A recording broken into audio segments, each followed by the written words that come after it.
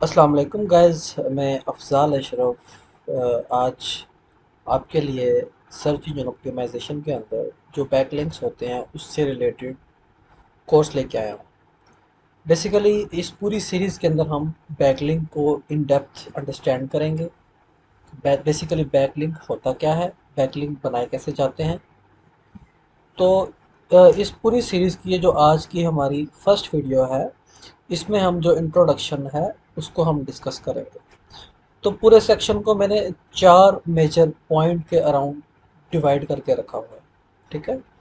तो जो पहला पॉइंट है हम डिस्कस करने वाले हैं कि बैकलिंक्स क्या होते हैं।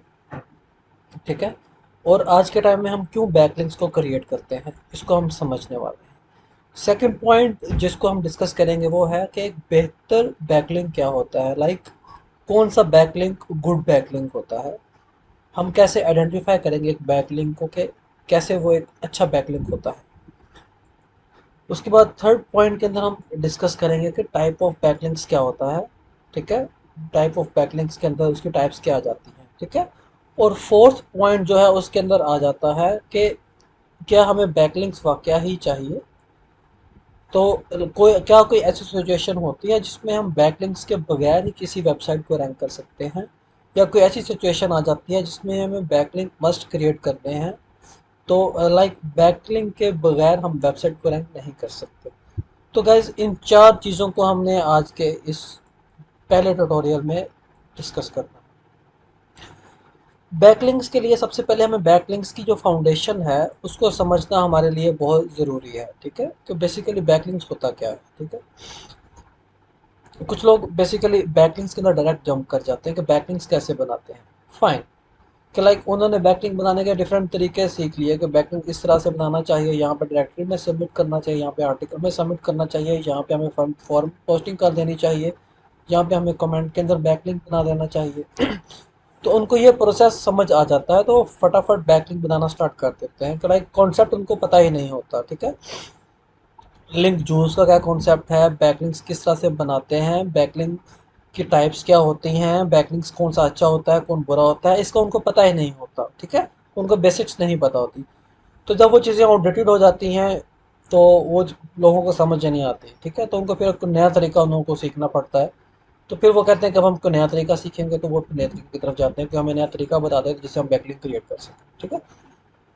तो अब मैं डायरेक्टली उस टॉपिक पे नहीं जंप कर रहा कि बैकलिंक्स क्रिएट कैसे किए जाते हैं। ठीक है।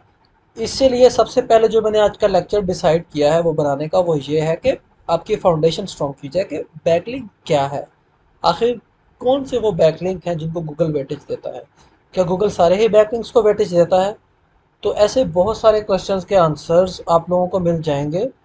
तो उसके बाद जब आप बैकलिंक बनाने चाहोगे, लाइक मैं अपना एक आर्टिकल सबमिशन टाइप का आर्टिकल सबमिट करने जा रहा हूँ तो उसके थ्रू बैकलिंक क्रिएट करने जा रहा हूँ, तब आपको समझ आएगी कि यह बैकलिंक मेरे लिए एक इम्पोर्टेंट है, अच्छा है या नहीं है। ठीक है। एक और पॉइंट यहाँ पे मैंने मेंशन किया हुआ है, ये वाला point, Google loves relevance and authority. ठीक है। आप लोगों को सबसे पहले एक दो चीज़ों को समझना पड़ेगा। गूगल को दो चीज़ें पसंद है, one is relevancy and one is authority. Google जो है वो इन दो चीज़ों को पसंद करता है। ठीक है। लाइक आपने गूगल पे एक चीज़ सर्च किया, क्वेरी की, ठीक है, तो उससे रिलेटेड आपको क्या चीज़ गूगल दिखाता है। लाइक अगर मैं digital marketing in Pakistan search कर रहा हूँ तो गूगल मेक श्योर करेगा कि जो मैं सर्च करना चाहता हूँ उससे रेलिवेंट ही मुझे पेज जो है वो दिखाई दे। ठीक है। उससे रेलिवेंट ही जो रिजल्ट्स हैं वो मुझे गूगल दिखाए। ठीक है। सर्च इंजन के जो रिजल्ट पेजेस आएंगे, तो अगर मेरे पेज का कंटेंट यूज़र की उस क्वेरी के रेलिवेंस होगा तो मुझे पेज दिखाएगा। That is called relevancy. Let's suppose मेरी एक वेबसाइट है, उस वेबसाइट के अंदर एक मेरा आर्टिकल है, उस आर्टिकल में मैंने लिखा हुआ है कि we provide best SEO services in Pakistan.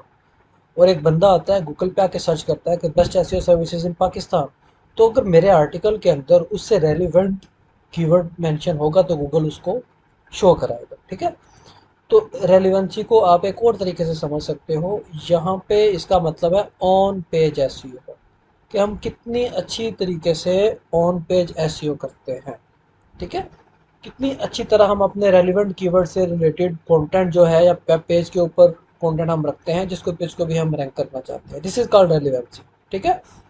और जब हम अथॉरिटी की बात करते हैं तो एक वेब पेज की अथॉरिटी बढ़ती है बैकलिंक से। तो बात क्या समझ आई कि रेलेवेंसी को कैटर करता है ऑन पे जैसी हो। अगर हम ऑन पे जैसी हो ज़बरदस्त तरीके से कर दें तो रेलेवेंसी वाला मुद्दा ख़त्म हो जाएगा, रेलेवेंसी हम अचीव कर लेंगे। और वहीं पे अगर हम अथॉरिटी बैकलिंक्स बना लें, क्वालिटी बैकलिंक्स बना लें, तो अथॉरिटी से रिलेटेड जो गूगल का कॉन्सर्न है उसको हम फुलफिल कर देंगे। तो आप लोगों को ये बात समझ आ गई होगी आज के बैकलिंक्स क्या रोल प्ले करते हैं, ठीक है। उसके बाद हम आते हैं कि बैकलिंक्स होता क्या। अब हम समझते हैं कि आखिर बैकलिंक होता क्या है, ठीक है।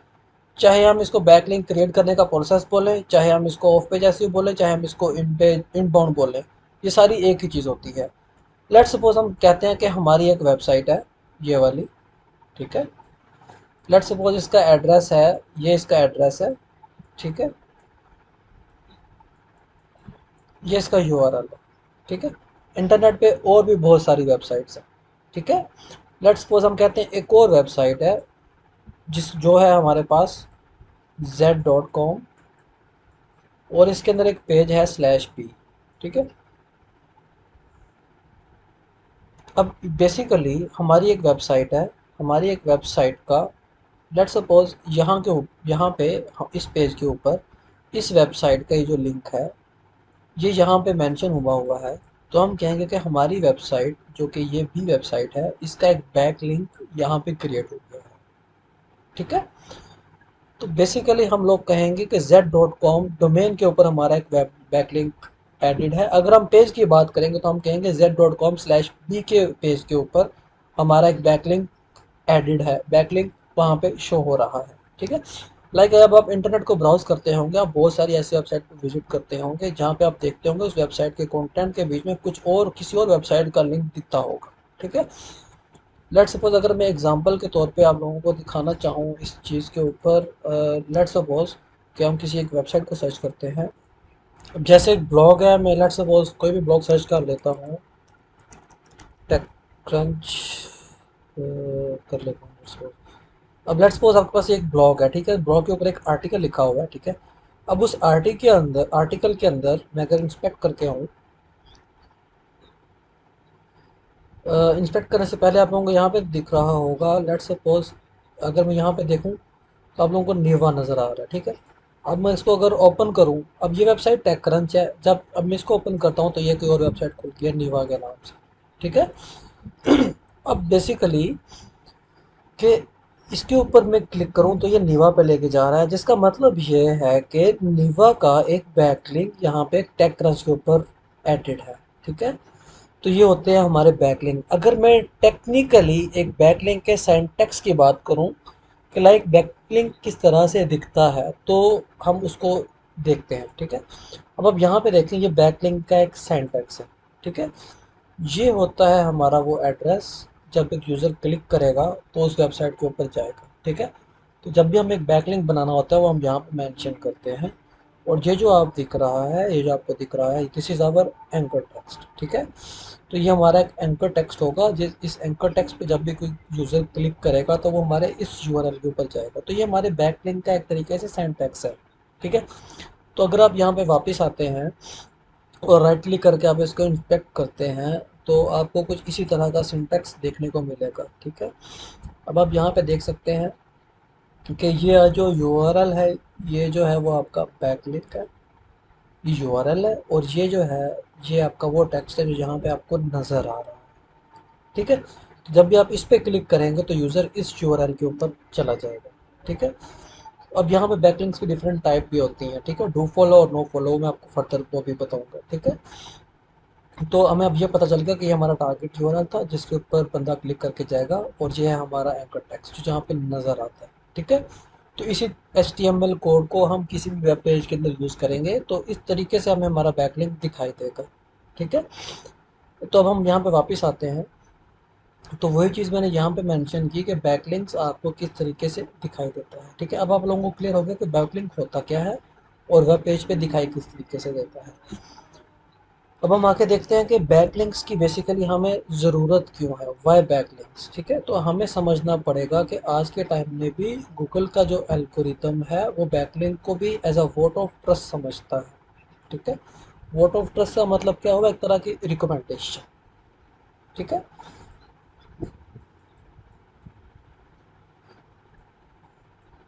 गूगल जो है वो आपके वोट ऑफ ट्रस्ट कंसीडर करता है, आपकी एक तरह से रिकमेंडेशन। ठीक है,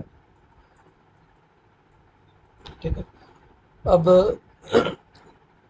रिकमेंडेशन के बाद हम आते हैं रेफरल्स भी कह सकते हैं। ठीक है, लेट्स सपोज हम एग्जांपल के तौर पे इस चीज़ को समझते हैं। लेट्स सपोज हम कहते हैं ये हमारी वेबसाइट है विच इज़ a.com/a। ठीक है, और ये एज अ लिंक दूसरी वेबसाइट पे रिप्रेजेंट है x1 के ऊपर, x2 के ऊपर, x3 के ऊपर और x4 के ऊपर। ठीक है, तो ये हमारा जो लिंक है ये डिफरेंट वेबसाइट के ऊपर रिप्रेजेंट है। ठीक है, अब जब गूगल का क्रॉलर यहाँ पे आएगा वो इस वेबसाइट के कंटेंट को स्कैन करेगा, तो यहाँ पे देखेगा कि यहाँ पे एक वेबसाइट का लिंक यहाँ पे मेंशन है। तो गूगल को लगेगा कि इस वेबसाइट की इंटरनेट पे यहाँ पे बात हो रही है, या हो सकता है कि ये वेबसाइट इंटरनेट पे अच्छा खासा पॉपुलर है, तो जिस वजह से ये वेबसाइट बहुत सारी और वेबसाइट पे भी पॉपुलर है। ठीक हो गया, आई होप गाइस आप इस चीज़ को समझ रहे होंगे। ठीक है, अब गूगल कहेगा कि तुम्हारी वेबसाइट का लिंक मुझे एक वेबसाइट पे मिला हुआ। ठीक है, अब जब गूगल दूसरी वेबसाइट पे जाएगा, अब गूगल फिर देखेगा कि इस वेबसाइट पे भी इसका लिंक है, फिर तीसरी वेबसाइट पे आएगा, वहाँ पे आके कहेगा कि यहाँ पे भी आपका लिंक है, और चौथी वेबसाइट पे भी देख लेगा कि यहाँ पे आपका लिंक है। अब इसी तरह जितनी वेबसाइट पे आपका लिंक गूगल को मिलता है, तो गूगल को लगता है कि बहुत ज़्यादा लोग इसको रिकमेंड कर रहे हैं। लेट सपोज एक स्टूडेंट मेरे पास आता है, मैं उसका रिकमेंडेशन दे देता हूँ, किसी ने मेरे से उसका रिकमेंडेशन मांगा, मैं रिकमेंडेशन देता हूँ कि वो एक अच्छा स्टूडेंट है। इसी तरह एक और ट्रेनर उसका रिकमेंडेशन देता है, और दो तीन चार ट्रेनर उसका रिकमेंडेशन दे देते हैं। ठीक है, वो कहते हैं कि ये एक अच्छा स्टूडेंट है। तो जो भी उस स्टूडेंट को जज कर रहा है, उसकी नज़र में उस पर्सन की, स्टूडेंट की अथॉरिटी बढ़ जाएगी। क्यों? क्योंकि वो हमारे रेफरल से आया था। Same is the case with backlinks. अगर आपका बैकलिंक गूगल के क्रॉलर को बहुत सारी वेबसाइट पे मिलेगा, तो गूगल समझ जाएगा कि ये एक वेबसाइट एक अथॉरिटी वेबसाइट है, ये वैल्यूएबल वेबसाइट है। ठीक है, तो यहाँ पे मैंने जो पॉइंट लिखा हुआ है, backlinks are word of trust from other website which is like backlinks are recommendation from other website. ठीक है, अब वो अदर बात, एक और बात है कि x1 x2 x3 x4 हो सकता है। x1 से हमें जो बैकलिंक मिला हो वो हो सकता है उतना क्वालिटी वाला ना हो, x2 से जो मिला हो वो काफ़ी क्वालिटी वाला हो, x3 से हमें जो बैकलिंक मिला हो वो क्वालिटी वाला ना हो, x4 से हमें जो बैकलिंक मिला वो क्वालिटी वाला हो। तो हो सकता है कि जिन वेबसाइट पे हमारा बैकलिंक मेंशन था उनकी अथॉरिटी क्या है, या हमारी वेबसाइट, उनकी वेबसाइट पे हमारे बैकलिंक किस तरह के बने हुए हैं, वो एक अलग टॉपिक है। ठीक है, बट गूगल हम किसी और की वेबसाइट पे हमारे बैकलिंक को एक तरह से वोट ऑफ ट्रस्ट की तरह ट्रीट करता है। ठीक है, अब एक और सवाल आता है कि क्या बैकलिंक्स की डायरेक्ट कोई रिलेशन है रैंकिंग से या नहीं। अगर बैकलिंक्स ज़्यादा हैं या बैकलिंक्स प्रेजेंट हैं, तो क्या उन पेजेस की रैंकिंग हाई होने की प्रोबेबिलिटी है या नहीं है। ठीक है, तो यहाँ पे मैंने एक बैकलिंकों का एक ग्राफ ले रखा है, ये वाला।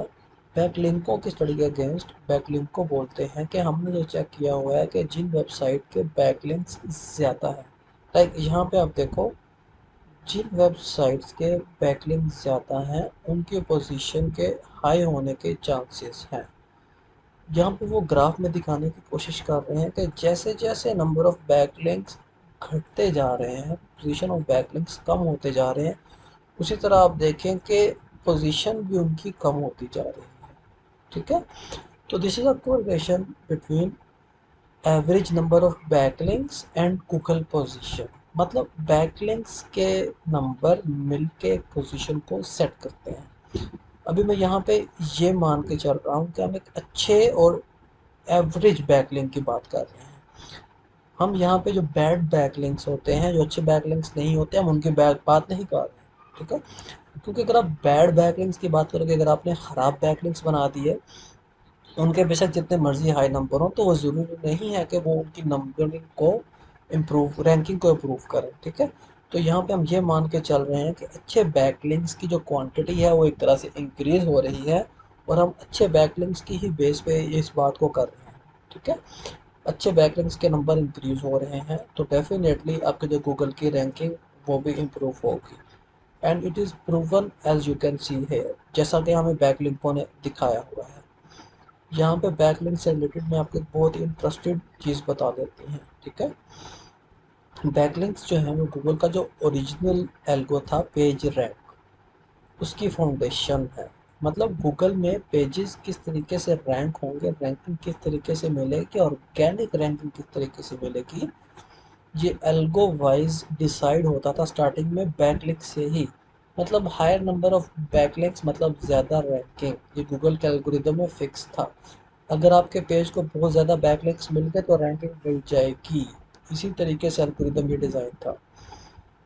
यहाँ पे आप देखोगे काफ़ी इंटरेस्टिंग चीज़ मैं आपको दिखाने जा रहा हूँ। February 24 2020 में क्वेश्चन किया यहाँ पे, क्या अभी भी आप पेज रैंक को यूज़ करते हैं? मतलब जॉन मुलर यानी गूगल से क्वेश्चन किया गया कि क्या गूगल आज भी पेज रैंक को यूज़ करता है, जहाँ पे सिर्फ और सिर्फ बैकलिंक को ही कंसिडर किया जाता है। मतलब पहले ऐसा नहीं था, गूगल बहुत सारे फैक्टर को कंसिडरेशन में लेता था और फिर आपकी वेबसाइट को रैंक करता था, ऐसा नहीं था। Backlinks are prime factor. और यहाँ पे जो जॉन मुलर साहब का जो रिप्लाई है वो आप देखें, yes we do use page ranking internally, कि आज भी ये पेज रैंक को यूज़ करते हैं। मतलब ये बात हमें क्लियर होगी कि बैकलिंक्स की इम्पोर्टेंस है। यहाँ पे इन्होंने ये भी बताया कि बैकलिंक ही एक फैक्टर नहीं है। पहले जब एल्गोरिदम बना था, जब सर्च इंजन रिजल्ट पेजेस में किस तरह से रैंक होगी उसके एल्गोरिदम बने थे, तो उस पर्टिकुलर केस में स्टार्टिंग में तो जो था पेज रैंक प्राइमरी था, ठीक है। बट अब it is not quite the same as the original paper, there are lot of work, deserved links, ignored link etcetera, और बहुत सारी वजूहत, ठीक है। तो कहने का मतलब ये है कि ऐसा नहीं कि आप सीधा बैकलिंक बनाने पे ही लग जाओ, बट यहाँ पे और भी बहुत सारे फैक्टर्स हैं। बट इन्होंने जो सवाल किया था वो इसी चीज़ से रिलेटेड था। वो समझना चाहते थे कि बैकलिंक्स की भी आज के टाइम पे कितनी इम्पोर्टेंस है। मतलब बैकलिंक्स को भी लेके आजकल के दौर में मैथमेटिकली कुछ बोल पाना बहुत मुश्किल है। लेट्स सपोज मैं आपसे ये बोल दूँ कि बैकलिंक्स का रैंकिंग में 20% रोल है, ये 30% रोल है, तो ये जस्टिफाई कर पाना बहुत मुश्किल है। और भी बहुत सारे लोग हैं, और भी बहुत सारे वजूहात हैं रैंकिंग की, ठीक है। एक बेहतर बैकलिंक का उसका कितना रूल होगा, एक सॉलिड बैकलिंक है जो बहुत अच्छी वेबसाइट पे बना हुआ है, उसका क्या रोल होगा। तो बहुत सारे बैकलिंक्स की टाइप्स हैं जिसको मैथमेटिकली जस्टिफाई नहीं किया जा सकता कि बैकलिंक्स का कितना इंपॉर्टेंट रोल है रैंकिंग में। बट ये बात श्योर है, 200% श्योर है कि आज के टाइम में भी अच्छे बैकलिंक्स एक सिग्नल है, एक इम्पोर्टेंट सिग्नल है गूगल के एल्गोरिदम के लिए, जो आपकी रैंकिंग को इम्प्रूव कर सकता है। फाइन। तो आई बिलीव ये कॉन्सेप्ट आपको बिल्कुल अच्छे तरीके से क्लियर हो गया होगा। बट यहाँ से एक और चीज़ निकल आती है कि सारे बैकलिंक्स एक जैसे नहीं होते। मैं बार बार इस बात को कर रहा हूँ कि लेट सपोज आपकी वेबसाइट है a.com/a, और इस वेबसाइट को एक बैकलिंक मिला हुआ है b.com से, एक बैकलिंक मिला हुआ है c.com से। तो हो सकता है b.com से जो बैकलिंक मिला है उसको गूगल कंसीडर करे, बट c.com से जो बैकलिंक मिला है आपकी वेबसाइट को, उसको गूगल कंसीडर ना करे। या हो सकता है कि b.com से आपकी वेबसाइट को जो बैकलिंक मिला हुआ है उसकी वेबसाइट पे आपकी वेबसाइट की अथॉरिटी को गूगल कोई कुछ वेटेज दे, ठीक है। और इस बैकलिंक की निस्बत पे गूगल कुछ वेटेज ना दे। लेट्स सपोज मैं अगर स्कोर की बात करूं, अगर गूगल 10 में से नंबर देता है तो इसको देता है 8 नंबर, और इसको दे देता है 2 या 3 नंबर, ठीक है। तो कहने का मकसद ये है कि सारे बैकलिंक्स एक तरह के नहीं होते। आई होप सो गाइस अब आप इस चीज़ को समझ रहे होंगे कि अगर आपकी वेबसाइट के 10 बैकलिंक्स हैं और 10 के 10 बैकलिंक सेम वैल्यू कैरी करेंगे, जो कि मैंने यहाँ पे डिफाइन की 8 या 3, तो ऐसा हरगिज़ नहीं होगा। ठीक है, हो सकता है कुछ बैकलिंक्स बहुत अच्छी वैल्यू कैरी कर रहे हैं और हो सकता है कुछ बैकलिंक्स बहुत ख़राब वैल्यू कैरी कर रहे हैं। ठीक है, तो इसका मतलब हमें ये पता चला कि कुछ गुड और बैड बैकलिंक भी होते हैं। तो इसका मतलब ये हुआ कि हमने पहले समझना है कि गुड बैकलिंक की डेफिनेशन क्या है। ठीक है, तो अब हमने इसको देखना है कि अगर हमारी वेबसाइट का बैकलिंक किसी की वेबसाइट पे है तो कौन सी ऐसी कंडीशन है कि वो एक गुड बैकलिंक है। पहला फैक्टर है रेलिवेंसी। रेलिवेंसी का मतलब है कि let's suppose a.com slash A, इसका बैकलिंक बना हुआ है x1 के ऊपर, इसका बैकलिंक बना हुआ है x2 के ऊपर और इसका बैकलिंक बना हुआ है x3 से रिलेटेड। अब ये वेबसाइट जो है हमारी, ये जो है ये न्यूज़ से रिलेटेड है। ठीक है, ये हमारी इंटरटेनमेंट से रिलेटेड है, ये वाली स्पोर्ट्स से रिलेटेड है, ये न्यूज़ से रिलेटेड है। तो अगर हमें हमारे ही टाइप की वेबसाइट से हमारे ही टाइप का कंटेंट जिन वेबसाइट के ऊपर है, उन वेबसाइट से अगर हमें बैकलिंक मिलता है तो हम ये मान के चलते हैं कि यहाँ पे जो हमारे बैकलिंक की रेलिवेंसी है वो बहुत ज़्यादा हाई है। देखो गूगल भी इस बात को वेटेज देता है कि आपको कहीं से भी रिकमेंडेशन मिल रही है तो आपके ही निच की वेबसाइट से आपको रिकमेंडेशन मिल रही है। लेट्स सपोज एक स्टूडेंट मेरे पास आता है, वो डिजिटल मार्केटिंग का स्टूडेंट है। अगर मैं एज अ ट्रेनर उसको रिकमेंड करूँ तो एक वैल्यू है। वहीं पे एक स्टूडेंट मेरे पास आता है और वो फिज़िक्स का स्टूडेंट है, तो वो मेरे पास आता है और मैं उसको रिकमेंड करूँ तो उसकी कोई वैल्यू ही नहीं है। ठीक है, तो अब आपको बात समझ आ रही होगी कि रेलिवेंसी कितनी इंपॉर्टेंट चीज़ है। तो अगर आपकी वेबसाइट का बैकलिंक किसी ऐसी वेबसाइट पे बना हुआ है, एक ऐसे वेब पेज पे बना हुआ है जिसका कंटेंट आपके वेबसाइट के कंटेंट से मैच करता है। अब ऐसा नहीं कि दोनों ही एक ही जैसी वेबसाइट होनी चाहिए या बिल्कुल ही एक जैसी वेबसाइट होनी चाहिए। जैसे कि अगर मैं डिजिटल मार्केटिंग सर्विसेज प्रोवाइड करता हूँ और दूसरी वेबसाइट ही डिजिटल मार्केटिंग सर्विसेज होनी चाहिए, उसी से ही हमें बैकलिंक लेना है, ऐसा नहीं है। अगर मैं डिजिटल मार्केटिंग की सर्विसेज प्रोवाइड करता हूँ, हो सकता है कोई आईटी सर्विसेज ब्लॉग हो, तो वहाँ से भी मुझे बैकलिंक मिल जाता है, तो वो भी ठीक है, वो भी गड़बड़ नहीं है। ठीक है, बट रेलिवेंसी होनी चाहिए। ऐसा ना हो कि बिल्कुल ही इरेलीवेंट जगह से हमें बैकलिंक मिल रहा है। ठीक है, तो अगर रेलिवेंसी रहती है तो इसका मतलब है कि जो आपका बैकलिंक है वो एक अच्छा बैकलिंक है। ठीक हो गया। Second is uniqueness of backlinks from domain. अब इसका क्या मतलब होगा, इसको हमने समझना है। लेट्स सपोज इस केस में हमारे पास दो वेबसाइट्स हैं। एक वेबसाइट है a.com, ठीक है, स्लैश ए, और एक और वेबसाइट है b.com स्लैश बी। ठीक है, तो लेट्स सपोज a.com डोमेन से हमें एक बैकलिंक मिल गया, इस वेबसाइट से हमारा बैकलिंक मिल गया। ठीक है, अब हमने क्या किया, हमने एक और बनाया पेज a.com, सेम डोमेन पे हमने एक और पेज क्रिएट किया। ठीक है, और सेम इसी पेज पे हमने एक और बैकलिंक ले लिया। ठीक है, तो अब आपके कितने बैकलिंक्स हो गए, 1+1, तो टोटल कितने हो गए, दो बैकलिंक्स। ठीक है, वो जो दोनों बैकलिंक्स थे वो हैं सेम डोमेन के, ये आपने देखा। ठीक है, तो आपको लग रहा होगा कि आपने दो बैकलिंक्स बना लिए, बट गूगल की नज़र में अगर आप सेम डोमेन से काफ़ी ज़्यादा बैकलिंक्स बनाते हैं तो आपकी जो बैकलिंक्स की जो वैल्यू है वो डिक्रीज़ होती है। मतलब शुरुआत में आपने जो एक दो बैकलिंक्स बनाए इस डोमेन के ऊपर, उनकी तो वैल्यू इंक्रीज़ हुई, बट उसके बाद बार बार इसी डोमेन से अगर आप बैकलिंक्स ले रहे हैं तो गूगल को लगेगा कि बार बार एक ही बंदा रिकमेंड कर रहा है, तो उस गूगल की नज़र में इस चीज़ की वैल्यू करेगी। ठीक है, मतलब कि वही स्टूडेंट वाला एग्जांपल, कि अगर एक स्टूडेंट आता है और मेरी रिकमेंडेशन लेके चला जाता है, स्टूडेंट के जज बोलते हैं कि भाई डिफरेंट लोगों की रिकमेंडेशन लेके आओ, बट वो बार बार मेरे पास आता है तो मेरी रिकमेंडेशन लेके चला जाता है। बट एक बार या दो बार तो जज मेरी रिकमेंडेशन सुनेंगे, बट बार बार वो मेरी रिकमेंडेशन बिल्कुल नहीं सुनेंगे। वो कहेंगे भाई तुम बार बार एक ही रिकमेंडेशन क्यों लेके आ रहे हो, तो डिफरेंट रिकमेंडेशन लेके आओ।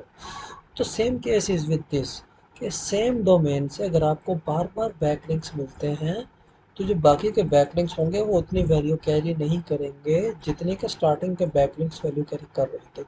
तो आई होप सो ये भी आपको क्लियर हो गया होगा। थर्ड जो है वो है नेचुरल प्लेसमेंट ऑफ बैकलिंक्स। ऐसा नहीं होना चाहिए कि आपने डिफरेंट जगहों पे यहाँ पे भी बैकलिंक डाल दिया, वहाँ पे बैकलिंक डाल दिया, कहीं पे बैकलिंक डाल दिया। ऐसा नहीं होना चाहिए कि आपने कहीं पे भी ज़बरदस्ती कोई भी बैकलिंक घुसा दिया, प्लेस कर दिया। ऐसा नहीं करना, ठीक है? उसकी कोई लॉजिक नहीं बनती। आपने कोई भी बैकलिंक जो है वो एक प्रॉपर तरीके से, एक प्रॉपर प्लेसमेंट के साथ प्लेस करना है। लेट्स सपोज हम एक एग्जांपल को लेते हैं, ठीक है? Challenger search engine Neeva is no more, ठीक है? लेट्स सपोज अब इसके हमें एक समझ आ रही है कि एक सेंटेंस बन रहा है और वहाँ पे हमने एक तरीके से प्रॉपर बैकलिंक रखा हुआ है। लेट्स सपोज ये हमारा एक बैकलिंक है। ये ही हमारा बैकलिंक है, इसको मैं उठा के रख देता हूँ इधर, लाइक चैलेंजर नीवा सर्च इंजन, या तो वो भी एक तरह की सेंस बन जाती है। बट लेट्स सपोज मैं क्या करता हूँ कि मैं चाहता हूँ कि मैं इसको एक ऐसी जगह पे प्लेस करता हूँ जहाँ पे इस बैकलिंक की कोई सेंस ही नहीं बन रही। लेट्स सपोज मैं कहता हूँ चैलेंजर सर्च इंजन नेवा। इस नेवा को मैं यहाँ से रिमूव कर देता हूँ, मैं लिखता हूँ challenger search engine is no Neeva more, तो उसकी कोई सेंस नहीं बनती, ठीक है? ऐसा लगेगा कि ज़बरदस्ती का बनाया हुआ बैकलिंक था जो कि गूगल को पसंद नहीं। ठीक हो गया? उसके बाद आता है हमारा पांच पॉइंट, रीच एंकर टेक्स्ट, ठीक है? जैसे कि लेट्स सपोज मेरे पास एक ये बैकलिंक की टाइप थी, तो इसके अंदर मैं अब इसके अंदर कुछ चेंज करता हूँ। लेट्स सपोज मैं आपको करके दिखाता हूँ रिच एंकर टेक्स्ट के अंदर। लेट्स सपोज हम इसको दोबारा इंस्पेक्ट करते हैं और मैं क्या करूँ, ये जो मेरा बैकलिंक बना हुआ है, ठीक है, इसके अंदर मैं नाम की जगह कुछ ऐसे लिख दूँ, ठीक है? तो ये तो हमारा तो बनाया हुआ है नहीं बैकलिंक, तो ये एक तरह से रेलिवेंट तो नहीं लग रहा, ठीक है? तो ये आपके एक एंकर टैग का बनाया हुआ लिंक नहीं है, ये उससे रिजेंबल नहीं कर रहा, ठीक है? यहाँ नाम कुछ और है, लिंक कुछ और है, तो इस चीज़ का भी हमने ध्यान रखना, ठीक है? उसके बाद हमारा फिफ्थ पॉइंट है backlink can also send traffic to your website. बहुत सारे लोग जो हैं वो इसको वेटेज नहीं देते, इसको नहीं समझते। वो समझते हैं कि बैकलिंक हमारे यूज़र के लिए है। नहीं, आप ये समझो कि अगर आपका बैकलिंक किसी ऐसी वेबसाइट के ऊपर बन जाए जिसके ऊपर ऑलरेडी ट्रैफिक है, तो देर आर हाई चांसेस कि आपकी वेबसाइट के ऊपर ट्रैफिक आएगा। तो ज़ाहिर सी बात है कि अगर किसी वेबसाइट के ऊपर ऑलरेडी ट्रैफिक है, तो मतलब कि उस वो वेबसाइट पहले से अथॉरिटी वेबसाइट है या वो एक अच्छी वेबसाइट है। तो अगर आपकी वेबसाइट को बैकलिंक मिल रहा है पहले से एक ठीक ठाक वेबसाइट से, पहले से ही अच्छी वेबसाइट से, तो वो एक पॉजिटिव चीज़ है। तो इसी तरह आपकी वेबसाइट को एक अथॉरिटी वाली और एक जेन्युइन और ट्रैफिक वाली वेबसाइट से लिंक मिलता है, तो वो आपका बैकलिंक एक गुड बैकलिंक कंसिडर होगा, ठीक है? उसके बाद अगर मैं बात करूँ टाइप्स ऑफ बैकलिंक, जिसको हम आगे भी डिस्कस करेंगे, तो मतलब जब आप बैकलिंक्स को क्रिएट करने जाएंगे तो आप देखेंगे कि आप लोगों को दो तरीके के बैकलिंक्स क्रिएट करने के ऑप्शंस दिखाए जाएंगे, ठीक है? एक होंगे डू फॉलो, एक होंगे नो फॉलो, ठीक है? जब आप किसी भी वेबसाइट की बैकलिंक प्रोफाइल को स्टडी कर रहे होंगे, काफ़ी दफ़ा ऐसा होगा जब आपके कंपेटिटर की बैकलिंक प्रोफाइल को स्टडी कर रहे होंगे। बैकलिंक प्रोफाइल क्या होती है? बैकलिंक प्रोफाइल का मतलब है कि जैसे आपके कंपेटिटर की वेबसाइट है C.com और उनकी वेबसाइट के ऊपर 500 बैकलिंक है, और वो जो बैकलिंक का जो डाटा होता है उसको हम कहते हैं बैकलिंक प्रोफाइल। जैसा कि हमारी वेबसाइट जो है, लेट्स सपोज मैं कहूँ कि हमारी वेबसाइट की बैकलिंक प्रोफाइल क्या है, तो उसमें सारी चीज़ें इंक्लूड हो जाती हैं कि हमारी वेबसाइट पे कितने बैकलिंक्स हैं, कितनी चीज़ें हैं, किन किन वेबसाइट से हमें बैकलिंक्स मिले हुए हैं, जो बैकलिंक्स हमें मिले हैं वो डू फॉलो बैकलिंक्स कितने हैं, नो फॉलो बैकलिंक्स कितने हैं। तो ये हमारी सारी बैकलिंक प्रोफाइल होती है। तो जब आप अपने कंपेटिटर की बैकलिंक प्रोफाइल को स्टडी कर रहे होंगे, तो उस प्रोफाइल के अंदर लिखा होगा कि 1000 बैकलिंक्स के अंदर से 400 जो हैं वो डू फॉलो हैं, बाकी 600 नो फॉलो हैं। तो ये डू फॉलो और no follow are types of backlinks, ठीक है? तो जब आप बैकलिंक्स क्रिएट करने जाएंगे तो आपको समझना पड़ेगा कि आपने कितने डू फॉलो बैकलिंक्स बनाने हैं और कितने नो फॉलो बैकलिंक्स बनाने हैं। तो ये हम आगे डिफरेंट वीडियो में सर्च करेंगे, डिस्कस भी करेंगे, ठीक है? बेसिकली आजकल के दौर में क्वालिटी और क्वांटिटी की अगर हम कंपेयर किया जाए तो आजकल के दौर में क्वांटिटी ऑफ बैकलिंक्स मैटर नहीं करती, क्वालिटी ऑफ बैकलिंक्स मैटर करती है, ठीक है। तो अगर आपने क्वालिटी ऑफ बैकलिंक्स के साथ क्वांटिटी ऑफ बैकलिंक्स मेंटेन कर ली, तो फिर तो सोने पे सुहागा। ठीक है, कोई भी चीज़ ज़्यादा बुरी नहीं है, बट अगर वो ठीक नहीं है तो ज़्यादा बुरी है। मतलब अगर बैड बैकलिंक्स हैं और आप बनाते चले जा रहे हो बनाते चले जा रहे हो तो वो गलत है। अगर गुड बैकलिंक्स हैं तो ज़्यादा बनाओ ना, उसमें क्या प्रॉब्लम है। मतलब अच्छे बैकलिंक्स आप ज़्यादा बना रहे हो, बनाओ। तो बहुत सारे लोग बोलते हैं कि quality is greater than quantity, but मैं यहाँ पे एक और पॉइंट ऐड करूँगा। बट आप क्वालिटी तो मेंटेन रखो ही, बट क्वांटिटी पे आप कॉम्प्रोमाइज़ ना करो। क्वांटिटी भी इम्पोर्टेंट है बैकलिंक के केस में। अगर आपको अच्छे बैकलिंक्स मिल रहे हैं और हाई नंबर ऑफ बैकलिंक्स मिल रहे हैं, तो ये एक अच्छी चीज़ है। लाइक बाद में अगर कोई आपको बीट करने आएगा तो उसके लिए काफ़ी प्रॉब्लम क्रिएट होगी। वो इतनी आसानी से आपको बीट नहीं कर पाएगा। क्यों? क्योंकि आपके बैकलिंक्स की अथॉरिटी भी बहुत अच्छी है, और साथ ही साथ आपकी जो नंबर ऑफ बैकलिंक्स उनकी क्वांटिटी भी बहुत ज़्यादा है। तो आपके कंपेटिटर को आपको आउट रैंक करने में आप ही जैसे पावरफुल बैकलिंक्स क्रिएट करने पड़ेंगे। ठीक है। तो गाइज आई बिलीव आपको बहुत सारी चीज़ें विद रिगार्ड्स टू बैकलिंक्स बहुत सारी चीज़ें समझ आ गई होंगी। ठीक है। तो एक पॉइंट जो हमारे पास लास्ट पॉइंट था, do we really need backlinks today? क्या आज के टाइम पे हमें बैकलिंक्स की ज़रूरत है? तो आंसर है यस, आज भी आपको बैकलिंक की ज़रूरत है। दूसरा सवाल, क्या हम बगैर बैकलिंक क्रिएट किए अपनी वेबसाइट को रैंक करा सकते हैं? तो जी हाँ, आप अपनी वेबसाइट को रैंक करा सकते हो। देखो, मान के चलते हैं कि आप एक ऐसे कीवर्ड के ऊपर, ऐसी क्वेरी के ऊपर अपनी वेबसाइट को रैंक करवाना चाहते हो जिसके ऊपर कोई कंपटीशन ही नहीं है। तो आप ऑन पेज का कंटेंट लिखोगे और वो रैंक हो जाएगा। ठीक है। जितना टाइम लगेगा इंडेक्स होने में, और इंडेक्स होने में थोड़ा बहुत टाइम लगेगा, और उसके बाद आपका पेज जैसे इंडेक्स हो जाएगा तो आपका पेज रैंक हो जाएगा, आपको बैकलिंक की ज़रूरत ही नहीं है। अब मान के चलते हैं कि आपने जो होम पेज एसईओ की है वो सॉलिड होम पेज एसईओ की है। ठीक है। अब एक दूसरा कंपटीटर भी आ गया। ठीक है। अब कंपटीटर जब आया तो उसने ही आपकी जो कीवर्ड था उसको टारगेट करके कंटेंट लिखा, और उसने भी ज़बरदस्त कंटेंट लिखा। ठीक है। अब उसने कंटेंट के साथ 10 बैकलिंक्स भी बना दिए। ठीक है। तो अब आप बताओ कि आपकी जो रैंकिंग है वो मेंटेन रहेगी? नहीं, आपकी रैंकिंग मेंटेन नहीं रहेगी, आपकी रैंकिंग गिर जाएगी। क्यों? क्योंकि उसके पास बैकलिंक्स आ गए और वो उसको आप पुश कर देंगे तो उसकी रैंकिंग इम्प्रूव हो जाएगी। अब आप क्या करोगे? अब आप, लेट सपोज आपने 25 बैकलिंक बना दिए, उसने 10 बनाए थे, आपने 25 बना दिए, बट जहाँ पे मैं क्वालिटी ऑफ बैकलिंक्स की बात कर रहा हूँ। ठीक है। तो इसका मतलब है कि अगर आपके 25 क्वालिटी बैकलिंक्स थे तब आप उसको बीट कर जाओगे। ठीक है। तो वो डाउन हो जाएगा। तो बात समझिए कि backlinks competition with regarding to backlink किस तरह से चल रहा है।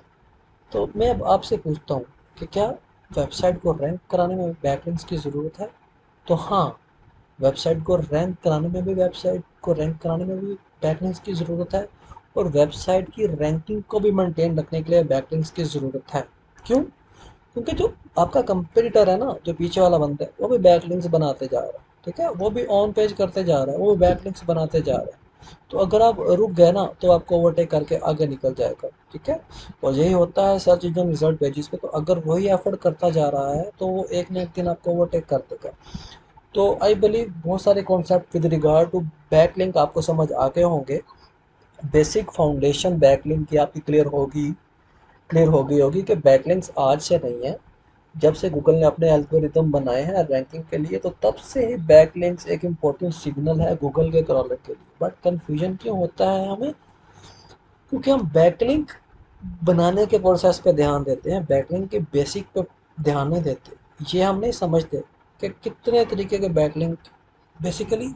बहुत सारे लोग तो यही नहीं समझना चाहते कि नो फॉलो बैकलिंक क्या होता है। वो यही नहीं समझते कि बस उनको बस ये चाहिए कि बैकलिंक बनाने की स्ट्रेटजी पता चल जाए बस, और वो बैकलिंक बनाते जाएं और उनकी वेबसाइट रैंक होती जाए। ठीक है। उसके बाद कोई अपडेट आएगी बैकलिंक से रिलेटेड, और आपकी वेबसाइट फिर डाउनलोड हो जाए डाउन हो जाएगी। ठीक है। फिर आपके बेसिक्स क्लियर नहीं होंगे, फिर आप नए तरीके ढूंढने लग जाओगे। फिर आप देखोगे कि मैं कौन से नए तरीके से बैकलिंक्स बनाऊं। तो बेहतर ये है कि हम बेसिक कॉन्सेप्ट को क्लियर कर लें, तो बैकलिंक बनाना तो आप वैसे भी सीख जाओगे, वो एक प्रैक्टिकल चीज़ है, वो कोई इतनी टफ चीज़ नहीं है। ठीक है।